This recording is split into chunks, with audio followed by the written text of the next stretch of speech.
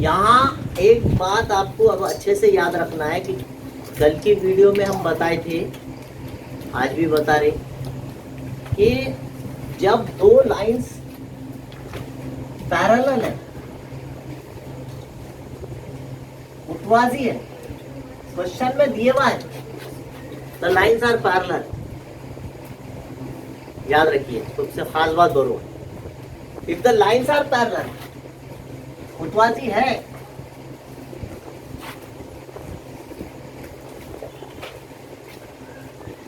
ऐसा दे दिया गया,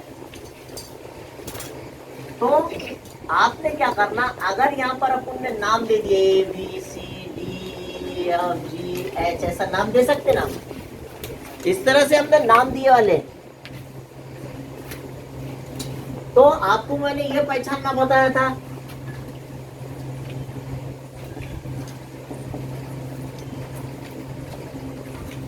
line and L and M are parallel, question में दिए हुआ, तो मैंने बताया था ए का करस्पॉन्डिंग एंगल कौन है, ई, इधर ए का नजीरी जाविया कौन है, तो अब आपने ए और ई बराबर है बोल के लिख सकते हैं आप, पैरेलल दिया तो कॉमन नहीं देने का बीच, दोनों बराबर है बोल के, मेरी बात समझ में आ रही क्या? जब आपको लाइन मुतवाजी है, खत मुतवाजी है, पैरेलल है, ऐसा सवाल में दिया हुआ है, तो आप बोलना corresponding angles are congruent. B का करस्पॉन्डिंग एंगल कौन है, F. तो B is equal to F लिखना, एंगल B 50 का है तो एंगल F भी 50 का ही होगा, ऐसा एक लाइन में लिख देना, A is equal to E is equal to जितना भी दिए वाले, वहां पे जितनी भी वैल्यू दी वाली वो लिख सकते हैं।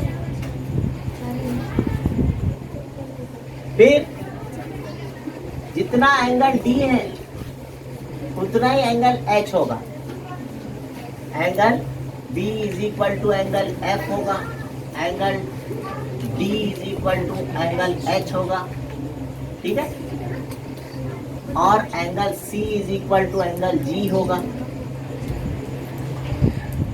ये है हमारे 4 करस्पॉन्डिंग एंगल्स। किसी को कोई डाउट है? यहाँ मैं ये बात बता रहा था आपको कि जब करस्पॉन्डिंग एंगल्स है, वो अगर करस्पॉन्डिंग एंगल्स है तो उनके बीच में आपको मुतवाजी दिया मतलब मुतमासिल लिखने की इजाजत है, दे आर इक्वल, करस्पॉन्डिंग जो एंगल्स रहेंगे वो बराबर होते हैं। दूसरी बात होगी अल्टरनेट एंगल्स के ताल्लुक से।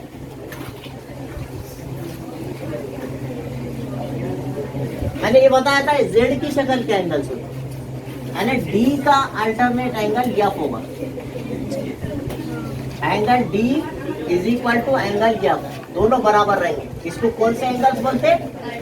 Alternate angles.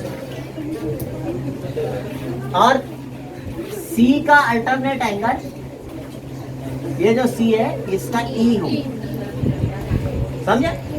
Angle C is equal to angle E, ये भी अल्टरनेट एंगल्स, दोनों भी बराबर रहते हैं।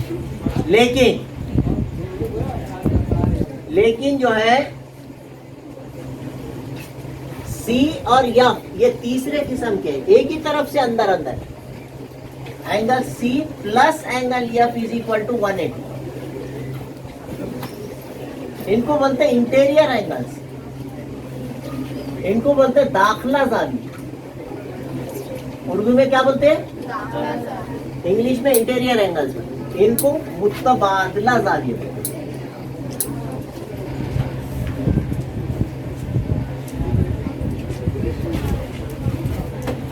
करस्पॉन्डिंग एंगल कॉन्ग्रुएंट रहते, अल्टरनेट एंगल या मुतबादला जाविये भी मुतमासिल रहते, लेकिन इंटीरियर एंगल्स जो रहते एक ही साइड सी और एफ उधर से, डी और ई इधर से, तो आप लिख सकते हैं angle D plus angle E is equal to 180, हमेशा 180 के रहते, मगर तीनों के लिए शर्त है कि लाइन शुड बी पैरेलल। बात समझ में आ गई? करस्पॉन्डिंग एंगल कैसे रहते हैं? कॉन्ग्रुएंट, मुतमासिल, बराबर। अल्टरनेट एंगल्स पैरेलल लाइन है तो कैसे रहते हैं, मुतमासिल बराबर, है ना। इन्हें जितना रहेगा एफ भी उतना रहेंगे। लेकिन इंटीरियर एंगल्स दाखला जाविये बराबर रहते हैं क्या, नहीं, दोनों का मजमुआ 180 का रहता हमेशा। सी और एफ हमेशा 180 के रहते, और डी और ई भी हमेशा 180 के रहते, दोनों मिला के 180। यानी अगर ये 60 दर्जे का दिया तो बगैर बोले ये 120 का ही लिख रहे हैं, दोनों मिला के 180 अपन लिख देना। उन्हें ये 60 का दिया तो अपन ये 120 का है, दोनों मिला के 180, समझे। हमेशा उन्हें 50 दिया तो 130 का रहेगा, 180 में से 50 निकाल के बोलना। इतना बात आपने हमेशा याद रखना है। ये 3 किस्म के एंगल, इसको नजीरी जाविये बोलते हैं उर्दू में, फिर से बोलने की जरूरत है क्या। इसको मुतबादला जाविये बोलते हैं, इसको दाखला जाविये, ठीक है। यहाँ पर जो है, जो भी आपको ये फिगर आज नजर आ रही है, कल की वीडियो में भी आपको बताए, याद आ रहा होगा, पूरा पूरा पूरा तफसीली इसके ऊपर हमने कल डिस्कशन करे कि पैरेलल लाइंस किसको बोलते हैं और करस्पॉन्डिंग एंगल्स क्या रहते हैं, अल्टरनेट एंगल्स किसको बोलते हैं, उसके साथ साथ इंटीरियर एंगल्स क्या होते। वो पैरेलल लाइंस रहे तो हमने बताई थी कल आपको, पैरेलल लाइंस अगर है, if the lines are parallel, तो करस्पॉन्डिंग एंगल जिसको हम उर्दू में नजीरी जाविये बोलते हैं, एक जैसे जाविये, ये मुतमासिल रहते, बोलना बोला था है क्या, बोला था कि नहीं बोला।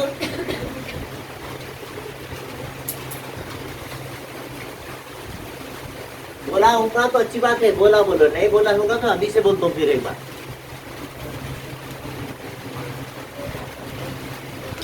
करस्पॉन्डिंग एंगल्स पहचानना बताए थे, बीच में कॉमा दे के लिखना बोले थे। लेकिन जब लाइन पैरेलल क्वेश्चन में दिया है, देखो पहली लाइन दिया है क्वेश्चन के अंदर पहली लाइन देना जरूरी है कि द लाइंस आर पैरेलल, मुतवाजी है, समझदारी के बाद। अगर वो लाइन पैरेलल है, मुतवाजी है, तो आप जो है करस्पॉन्डिंग एंगल, जैसा मैंने कल बताया था, ये 85 है तो उसका करस्पॉन्डिंग एंगल लिखे नजीरी जाविया, उसके जैसा पहचानना बताया, उसका नाम पढ़ना बताया था, DHP के जैसा कौन है, HGS, है ना। तो दोनों मुतमासिल रहते, बराबर रहते। लाइन पैरेलल क्वेश्चन में दे दिया, बोले कि समझ जाना, ये 85 तो यहाँ भी 85 बगैर बोले लिख ले, ओके। कब पैरेलल लाइन होगा, सवाल में मुतवाजी दिया हुआ रहेगा। जब मुतवाजी सवाल में दिया हुआ रहेगा, आप जो है नजीरी जाविये मुतमासिल लिख लेना, यहाँ पे भी 85 लिख लेना, बगैर बोले लिख लेना, और ब्रैकेट में लिख देना करस्पॉन्डिंग एंगल्स, मुतवाजी खुतूत की नजीरी जाविये मुतमासिल होते हैं। बात समझ में आई क्या। तो यहाँ अगर वो पूछा होगा हमको, अच्छा दूसरा क्या पूछा, RHD, देखो RHD मैंने कल बताया था, ये जाविया मिल के पूरा क्या बना रही, लीनियर पेयर बन रही, पूरी चांदा बन रहा, पूरा प्रोटेक्टर की शक्ल बन जा रही है ना। तो वो RHD के बाजू वाला है, इन्हें दिए वाला 85, और इन्हें दोनों मिला के टोटल कितने हो जाते हैं, 180 दर्जे के। तो उससे हमको RHD मालूम हो जाना है, पहले वाला। तो यहाँ हम जब सॉल्यूशन लिखेंगे तो RHD जो हमको मालूम करना है, इधर वाला RHD और ये DHP, दोनों मिला के पूरा प्रोटेक्टर बन रहा, पूरा लीनियर पेयर बन रहा, इसलिए दोनों का प्लस करने पर sum of the two angles is 180 degree, और इसको बोलते हैं करस्पॉन्डिंग एंगल्स। अरे गलती हो, इसको बोलते हैं खती जोड़ी के साथ, नजीरी जावी, नहीं बोलते नजीरी, क्या बोलते हैं इसको? कि जोड़ी के जाविये बोलते, लीनियर पेयर बोलते। ये मालूम करना है जैसे का वैसा। DHP आपको 85 दिया हुआ है, 180 के नीचे 180 लिखेंगे, प्लस का 185 उधर जाके नेगेटिव हो जाएगा, तो RH D is equal to 180 minus 85।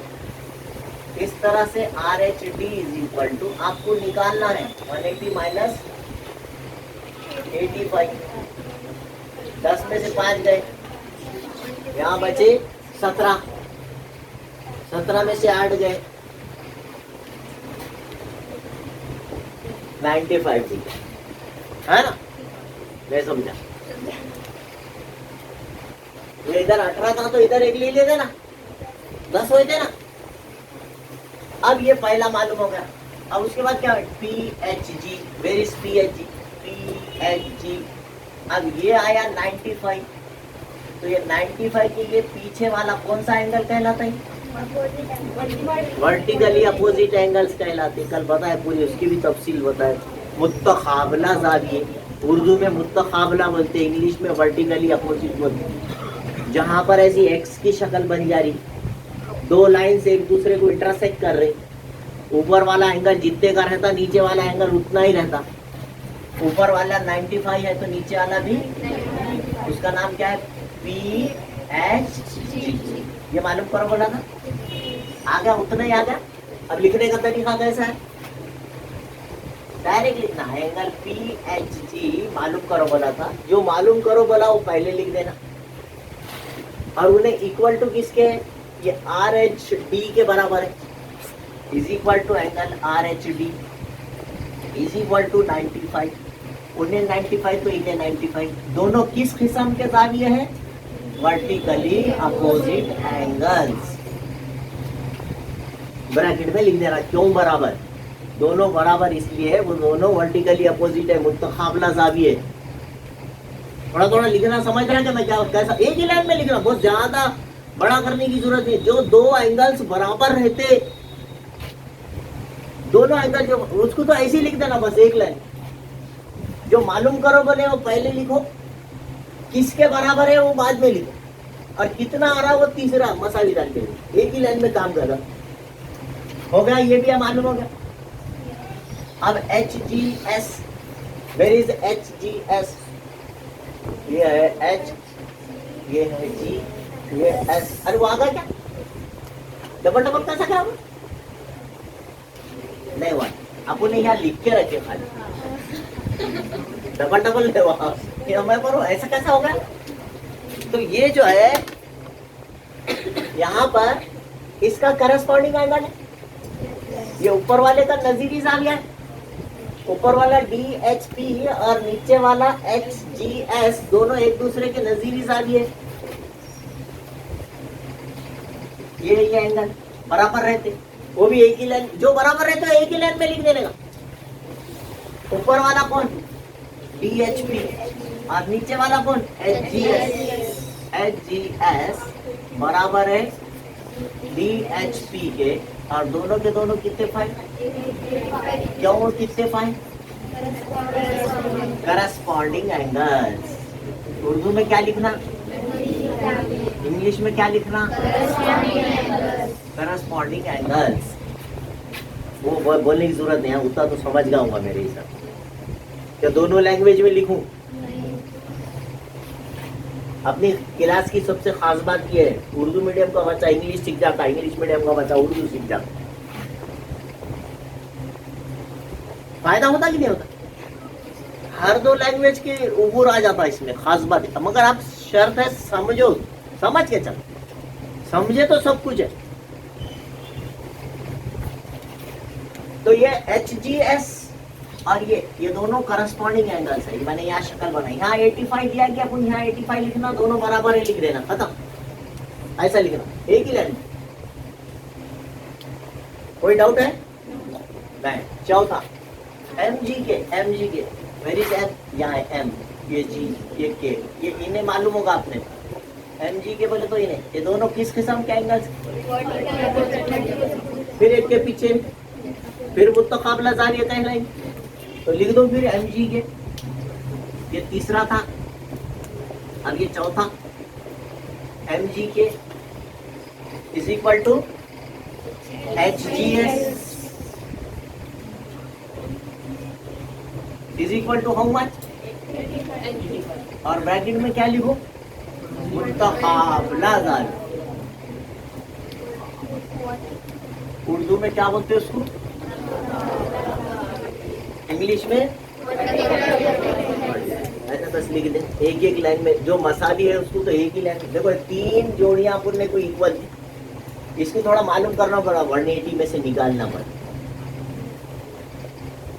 पहले नंबर पे RHD पूछ दिया था उसने, तो RHD और इनो दोनों मिला के पूरा प्रोटेक्टर बना रहे है ना। तो वो 180 के रहते, अपन कल पूरी तफसील बात करें उसको। अभी किसी को कोई डाउट है तो शक्ल के साथ मिला के याद करना, कभी भी ये रटते नहीं बैठना दीवाने के वैसे। तो ये सेंटेंस क्यों लिखे, 180 क्यों लिखे, हिंट रहती बाजू लीनियर पेयर। तुम्हारा देखना लीनियर पेयर किसकी किसकी है, RHD की और DHP की है। RHD इनर वाला, DHP इधर वाला, दोनों मिला के पूरा चांदा बन रहा कि नहीं बन रहा देख लेना। अपन भी तसल्ली करने का अपने दिल, सर बोल रहे बोल के लिख लेने का नहीं। RHD मालूम करना है, आखिरी तक ऐसे ही चलेगा। DHP की प्लस के बाद 85 वैल्यू रखे, इधर लिया के माइनस करे, 180 में से 85 पड़ोसी का देख के नहीं लिखने का, बाजू में लिखने का, ऐसा निकालने का अपना अपना। वैसे बच्चों को आदत रहती, कितना है बोलो, कितना है बोलो, कहीं क्या माइनस करने नहीं आता। उन्हें गलती करा तो अपनी भी गलती होती। सब्सट्रैक्शन करते हो वक्त पड़ोसी का देखते, मल्टीप्लिकेशन छोटा छोटा नहीं आ रहा, बाजू में लिख के करो। वही रफ में लिखना, पीछे के पेज पे भी जाके एक पेज तो इतना गहन कर देते कि पूछो मत। उसके ऊपर क्या लिखना बोला मैंने, पुट्ठों पे स्क्वायर्स फार्मूले वहां लिख के रखना, वहां खराब नहीं करना। जहां अपना प्रॉब्लम चल रहा है उसके बाजू में जो मार्जिन है, इधर साइड में, इधर साइड में, लेफ्ट साइड राइट साइड में, वहां आप रफ अमल करें। देखिए यहाँ पर जब भी आपने पैरेलल लाइन का लफ्ज सुन लिए, पैरेलल लाइन का लफ्ज सुने समझो अपन, ऐसा आधा मुतवाज़ी हुदूद है, बोले कि ये चारों पांचों किस्म के एंगल्स अपने दिमाग में आ जाए।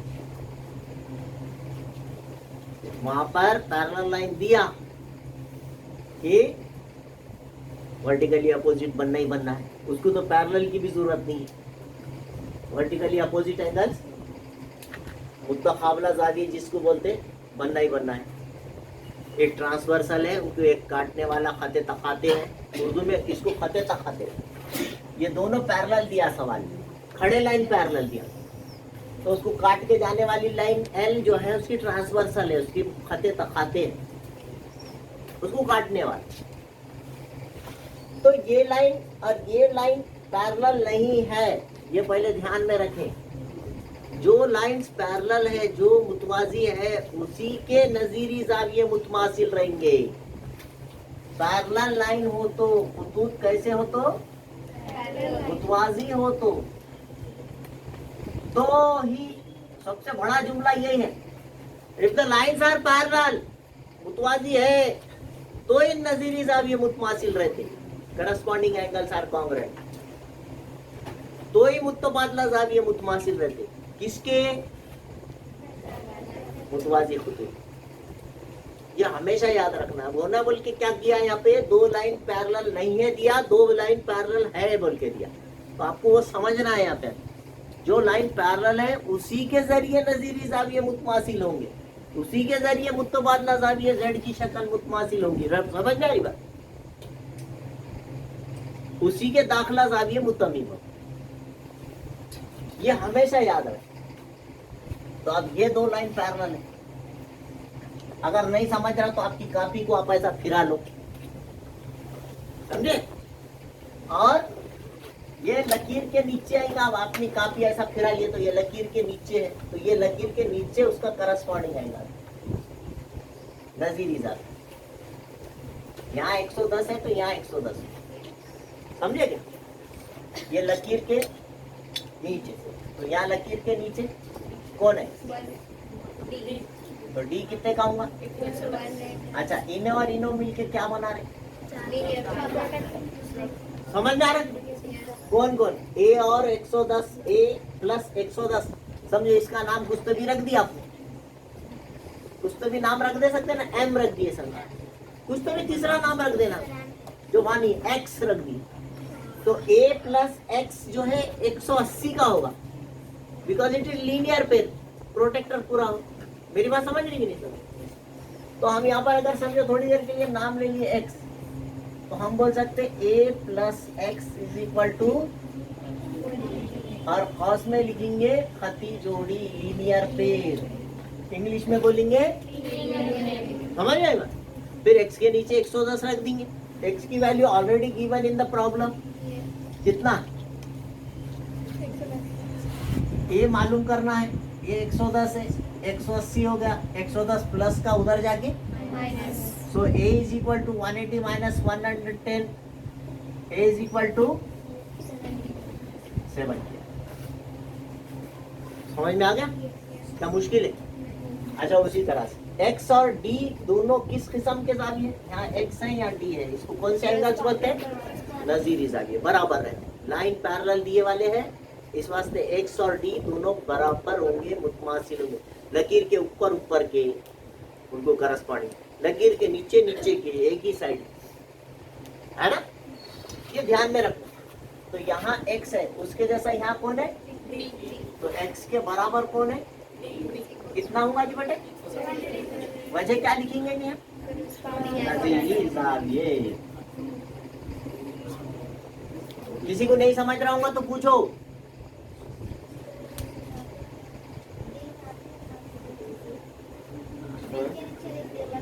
उर्दू के बुक में अलग है क्या? मैंने गलती से लिख दिया क्या? अच्छा यहाँ, अच्छा यहाँ रहा तो ये है, यहाँ पे एक्चुअली यहाँ डी दिया है, यहाँ नहीं डी दिया है, यहाँ गलती से यहाँ लिखा गया, ठीक है? यहाँ पे कुछ और नाम दे देंगे थोड़ी देर के लिए, आप ध्यान दो, मालूम कर दिया कुछ अपने तरफ से गिफ्ट। चलिए, अच्छा डी और इनो मिलके क्या बना रहे? कौन सा बोलते? इसको एक नाम दे दूं क्या? वाई। कौन कौन मिलके? इज इक्वल टू खती जोड़ी बोल के लिख दो यहाँ, खती जोड़ी के जाविये, लीनियर पेयर बोले तो खती जोड़ी के।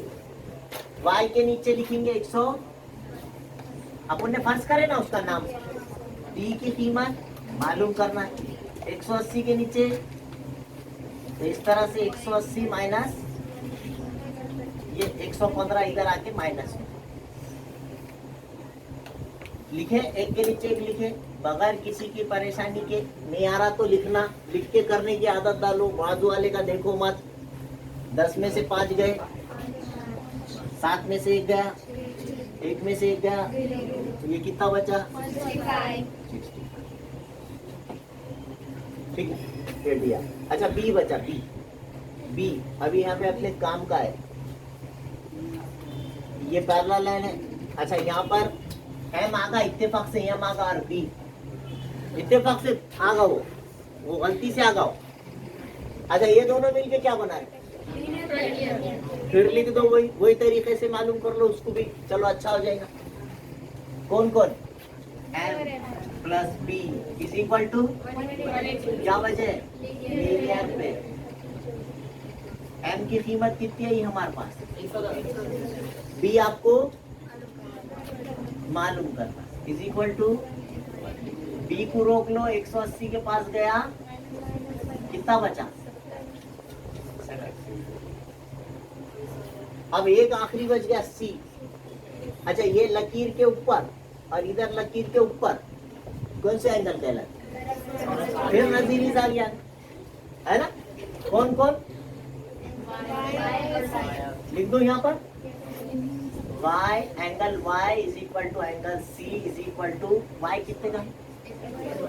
115 और ब्रैकेट में वजह क्या लिखी? Corresponding angles. आ गए सबके सब? सबसे पहले ए आया, वो इत्तेफाक से यम बीच में कहीं से तो भी आ गया यम, वो मैंने गलती से यहाँ यम लिख दिया, डी लिख दिया, अब उसका नाम चेंज कर दिया। मैं तो बोलेंगे ये क्या मालूम करके रहे, और ये इत्तेफाक से फायदे का होगा, इत्तेफाक से यूजफुल होगा, आपने मालूम कर लेना। y प्लस डी, इसका नाम y रखे, इसका नाम x रखे, जो वैल्यूज उन्होंने दिए हुए उसका नाम रख लिया ना, सबसे अच्छा। कुछ भी अपने दिल से जो फिगर में नाम नहीं है वो रख लेना। अब जैसा यहाँ 110 दिया था तो मैंने वहाँ x लिख लिया, यहाँ 115 y लिख लिया। तो मगर सबसे इंपॉर्टेंट प्रॉब्लम करना नहीं है, प्रॉब्लम में क्या पैरेलल दिए वाला है उसके हिसाब से लिखना जरूरी है। मैंने क्या बताया था, पैरेलल रहो कि मत रहो, मुतवाजी रहो कि मत रहो, करस्पॉन्डिंग एंगल बनते, अल्टरनेट एंगल बनते, सब बनते है ना, मगर वो मुतमासिल रहते क्या? इंटीरियर एंगल सप्लीमेंट्री नहीं, है ना। तो ये ध्यान रखेंगे आप, जो पैरेलल लाइन है उसी के हिसाब से नजीरी जाविये मुतमासिल होंगे, उसी के मुतबादला जाविये मुतमासिल होंगे, उसी के दाखिला जाविये 180 के होंगे। ठीक है, हाँ।